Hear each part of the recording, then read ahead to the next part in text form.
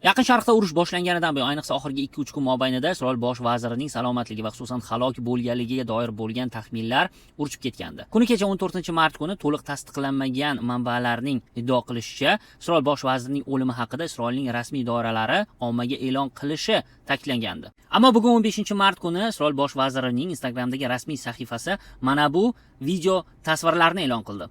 Ammo tarmoqlardagi Square Sherlock Holmeslar ushbu videodagi shaxs Netanyahu ekanligiga ishonishmayapti va o'zlarining dalillarini keltirishga harakat qilishyapti.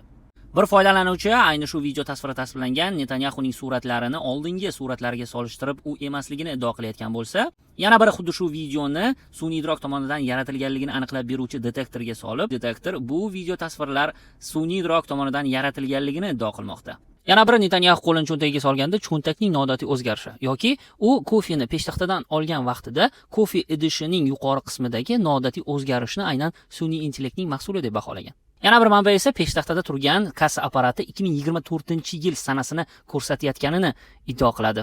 Kichik izlanishlardan so'ng Netanyahu tashrif buyurgan kofe sotish do'konining nomi Sataf ekanligi va u Tel Avivdan taxminan 40-50 daqiqalik uzoqlikda ekanligi aniqlandi. Google tarmog'ida qoldirilgan suratlar bosh vazir tashrif buyurgan joy ayni shu Sataf kofe sotish do'koni ekanligini tasdiqlash uchun yetarli bo'ldi.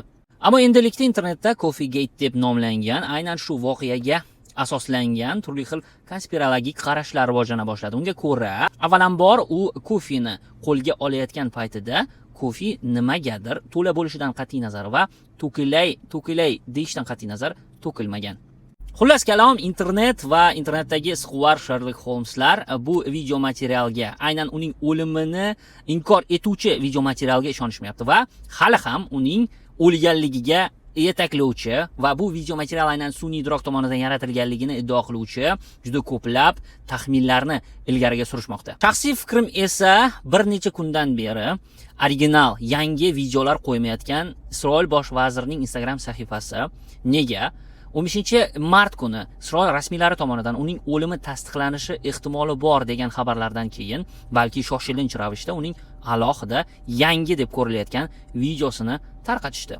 Undan tashqari endilikda tarmoqlardagi ayni shu kabi shubhalar va taxminlardan so'ng uning rostdan ham tirikligini isbotlash uchun biror bir tashqi davlat liderlari, rahbarlari bilan ko'rishishi va ayni shu uchrashuvdan keyin matbuot anjumani bo'lib o'tishi va shu matbuot anjumanida ommaviy axborot vositalari tomonidan savollar berilishi va shu ommaviy axborot vositalari tomonidan tarqatilgan video va foto materiallarni ko'rishlari kerak bo'ladi.